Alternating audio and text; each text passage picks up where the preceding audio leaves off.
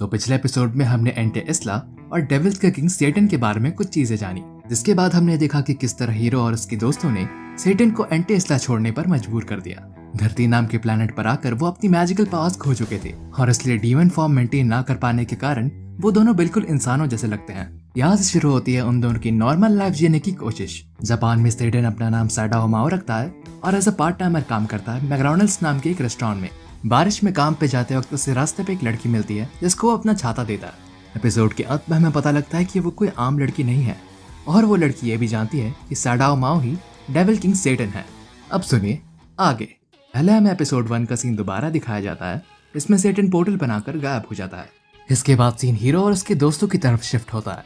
उनमें से एक हीरो से पूछता है कि हमें अब क्या करना चाहिए। हीरो जवाब देती है कि हम उनको फॉलो करेंगे। अब मुझे आप लोग का नहीं पता, बट मुझे शुरुआत से इसके आर्मर के कारण यही लगता था कि ये हीरो पक्का कोई आदमी होगा, पर जब वो अपना हेलमेट उतारती है तो उसके लंबे बाल सामने आते हैं। तब हमें पता लगता है कि हमारा हीरोइन निकली। हीरो अपने दोस्तों को जवाब दे दिया, मुझे फर्क नहीं पड़ता कि वो उस दुनिया के किस कोने तक भाग जाए, मैं उसे ढूंढ निकालूंगी और अपने इन्हीं हाथों से उसे खत्म करूंगी। और ये हीरो वही निकलती है इसको पिछले एपिसोड में सेटन ने अपना छाता दिया था। इसके बाद सीन चेंज होता है और वहीं से कंटिन्यू होता है जहां हमने पिछले एपिसोड में छोड़ा था। हीरो साडाओ से पूछती है कि वो सेटन होकर आखिर मैकडॉनल्ड्स पर क्यों काम कर रहा है। साडाओ जवाब देता है, हीरो अमीलिया मेरी बात छोड़ो, तुम इधर क्या कर रहे हो। हीरो जवाब देती है, मैंने तुम्हारे बनाए हुए पोर्टल पे तुम्हारा पीछा किया ताकि तुम्हें सही से खत्म कर सकूं और मुझे तुमसे बात करने में कोई दिलचस्पी नहीं है। अपनी मौत के लिए तैयार हो जाओ सेटन। ये कहकर वो एक चाकू निकाल लेती है और सेटन की तरफ पॉइंट करती है। साडाओ कहता है, वैसे एमिलिया जवाब देती है, मैंने कहा ना मुझे तुमसे कोई बात नहीं करनी। साडाओ कहता है, नहीं मेरा मतलब वो वही चाकू है ना जो सासाजुका की दुकान में 100 रुपए की एक आती है। एमिलिया लेटर हो जाती है और कहती है, तो क्या हुआ। साडाओ कहता है, क्या तुमने अपनी होली स्वॉर्ड खो दी या फिर तुम बस अपनी सेलेस्टियल एनर्जी इस्तेमाल नहीं कर पा रही। एमिलिया जवाब देती है, तो तुम भी अपनी मैजिक का इस्तेमाल क्या कर पा रहे हो। तुम एक ऐसे सेटन हो जो फास्ट फूड रेस्टोरेंट में पार्ट टाइम जॉब करता है और अगर तुम्हें लगता है कि मुझे ऐसे डीमन लॉर्ड को मारने के लिए होली स्वॉर्ड की जरूरत है तो तुम बहुत गलत हो। जिसके बाद एमिलिया साडाओ पर वार करती है। इसके पहले कि हम आगे कुछ देख पाते, सीन चेंज होता है आलचिल की तरफ। आलचिल घर में खाना बना रहा होता है और अपनी घड़ी की तरफ देखकर कहता है, सर सेटन को आज काफी देर हो रही है। इसके बाद सीन चेंज होता है पुलिस स्टेशन की तरफ। वो पुलिस वाला उन दोनों से पूछता है, तो तुम दोनों सड़क के बीचों बीच आखिर क्यों झगड़ रहे थे। एमिलिया जवाब देती है, इसे खत्म करने के लिए। ये सुनकर पुलिस वाला कहता है, हाँ देखो मैडम, मैं नहीं जानता आपके बॉयफ्रेंड ने क्या करा, पर आप ऐसे ही चाकू का इस्तेमाल नहीं कर सकते। एमिलिया ये सुनकर दंग रह जाती है। साडाओ कहता है, मेरे ख्याल से उसे लगता है कि ये मियाँ बीवी वाली लड़ाई है। एमिलिया तुरंत उठकर गुस्से में चिल्लाती है कि इसके और मेरे बीच में ऐसा कुछ नहीं है। वो पुलिस वाला अपनी बात पे टिका रहता है और कहता है कि आप दोनों मैच्योर हैं, अडल्ट्स हैं, इस तरह का व्यवहार शोभा नहीं देता। ब्रेकअप के मामले को लेकर आपको आराम से बैठकर बात करनी चाहिए। एमिलिया बहुत ज्यादा चिढ़ जाती है। इसके बाद सीन बदलता है और वो दोनों पुलिस स्टेशन से निकल रहे होते हैं। चलते चलते एमिलिया साडाओ से कहती है, आज तुम बच गए, लेकिन ऐसा दोबारा नहीं होगा। साडाओ पूछता है, क्या। एमिलिया कहती है, मैंने तुम्हारा एड्रेस अच्छी तरह से याद कर लिया है। आज की रात चैन से सो जाना, क्योंकि ये तुम्हारी आखिरी रात होगी। साडाओ कहता है, बाप रे, हीरो होकर ऐसी धमकियां। एमिलिया पलट कर जवाब देती है, ये मैं एक पार्ट टाइमर डेविल से नहीं सुनना चाहती। साडाओ कहता है, यार जो भी हो, मुझे मेरा छाता वापस करो। एमिलिया कहती है, अच्छा वो जो तुमने दिया था वो तो मैंने डस्टबिन में डाल दिया। क्या तुम्हें सच में लगता है कि मैं एक हीरो होकर डीमन लॉर्ड से लिया हुआ छाता अपने पास रखूंगी। खैर जो भी हो, अब से ध्यान रखना क्योंकि मैं तुम्हें खत्म करने वापस आऊंगी। इतना कहकर वो वहां से जाने लगती है। इसके बाद सुबह का सीन शुरू होता है और हम एक कॉल सेंटर देखते हैं जिसमें हमें पता लगता है कि हीरो अमीलिया इस दुनिया में एक कॉल सेंटर में काम करती है। एमिलिया की दोस्त उससे पूछती है, हे जो रेस्टोरेंट अभी 1 हफ्ते पहले खुला है वहां मेरे साथ चलना चाहोगी। एमिलिया जवाब देती है कि अभी वहां पर बहुत भीड़ होगी, इसलिए उसकी दोस्त कहती है, तो फिर क्यों ना मैकडॉनल्ड्स में चले। और एमिलिया जवाब देती है, उस जगह को छोड़कर कहीं भी। इसके बाद वो दोनों वापस अपने अपने काम में लग जाते हैं। वीडियो में आगे बढ़ने से पहले let's talk about our sponsor. This video is sponsored by Bilibili Comics. ये कॉमिक्स रीड करने के लिए एक ऑफिशियल ऐप एंड वेबसाइट है और सबसे खास बात ये कि ये टेपस और वेबटून की तरह पेड नहीं है। बल्कि बिल्कुल फ्री ऑफ कॉस्ट है। इसमें थाउजेंड्स ऑफ कॉमिक्स अवेलेबल हैं, वो भी डिफरेंट डिफरेंट जॉनर्स के, rom com, action, thriller, horror. और हमारे प्यारे एचई लवर्स के लिए तो इसमें भर भर के रिसर्च मटेरियल है। डिस्क्रिप्शन और पिन कमेंट पे आपको इस वेबसाइट की लिंक मिल जाएगी, तो इस वीडियो के बाद चेकआउट करना मत भूलिएगा। जिसके बाद हम देखते हैं कि एमिलिया ऑफिस से वापस घर जा रही होती है, पर रास्ते में उसे जो भी डिस्काउंट वाला सामान दिखता है वो खरीदते जाती है। इसके बाद सीन चेंज होता है एमिलिया के घर में, जहाँ वो आराम से बैठकर खाना खाते हुए टीवी देख रही होती है। थोड़ी देर में उसे रियलाइज होता है कि वो सड़ाओ से कुछ अलग नहीं कर रही।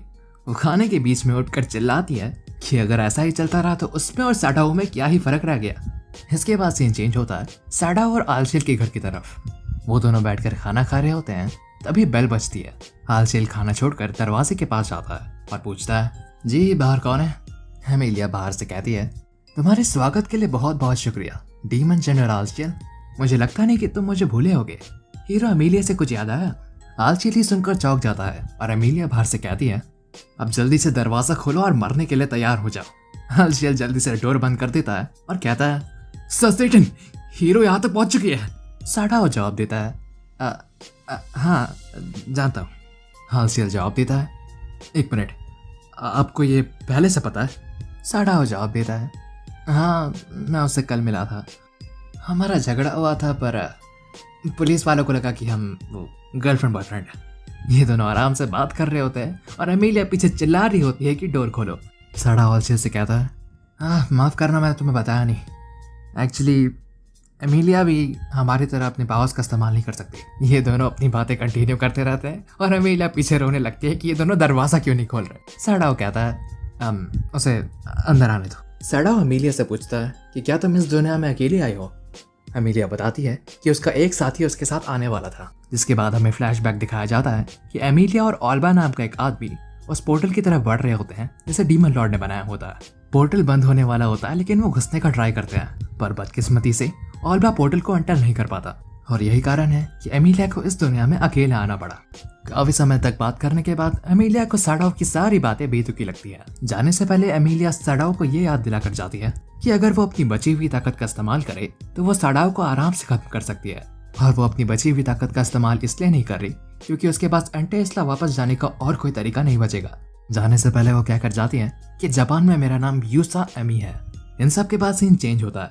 हम देखते हैं कि एमी यानी एमिलिया की दोस्त उससे पूछती है कि क्यों ना हम वर्क के बाद एक रेस्टोरेंट में चले। एमी मना करती है और कहती है कि शाम को उसको थोड़ा काम है। एमिलिया शाम के समय वापस से सड़ाओ के घर जाती है। वो सोचती है कि ऐसा हो ही नहीं सकता कि एक डीमन लॉर्ड ऐसी गरीब जिंदगी जी रहा हो। काफी समय तक उसके घर पर जाकर उसे पता चलता है कि सड़ाओ ने अब इस जिंदगी की आदत डाल ली है और वो अब एक नॉर्मल इंसान की तरह रह रहा है। इतनी मेहनत करने के बाद जब एमी को ये सब पता चलता है तो वो हार मानने की कगार पर आ जाती है। इन सबके बाद सीन चेंज होता है मैकडॉनल्ड्स की तरफ। एमिलिया सड़ाओ से मैकडॉनल्ड्स में बात करने आती है। एमिलिया कहती है कि वो लड़ने नहीं आई, बस उससे उसी जगह पर आकर मिले जहाँ वो पिछली बार मिले थे। माओ उसकी सीरियस बातों को बिल्कुल भी ना सीरियस लेते हुए उसको बाहर भेज देता है। काम खत्म होने के बाद सड़ाओ और चीचान हमेशा की तरह बात करने लगते हैं। सड़ाओ अपने रूममेट के बारे में बताता है जो कि आलशेल होता है, लेकिन चीचान को लगता है कि वो कोई लड़की है। वो मिसअंडरस्टैंडिंग तो क्लियर हो जाती है, लेकिन हमें यहाँ हिंट्स मिलते हैं कि चीचान सड़ाओ को सिर्फ एडमायर ही नहीं बल्कि पसंद भी करती है। जब सड़ाओ वापस एमिलिया से मिलने जाता है, एमिलिया कहती है कि मुझे अब तक लग रहा था कि तुम मजाक कर रहे थे, पर जब मैंने देखा कि तुम कैसी जिंदगी जी रहे हो तब मुझे समझ आया अगर तुम ऐसी जिंदगी जीने वाले हो तो तुम्हें मारने का कोई पॉइंट नहीं है।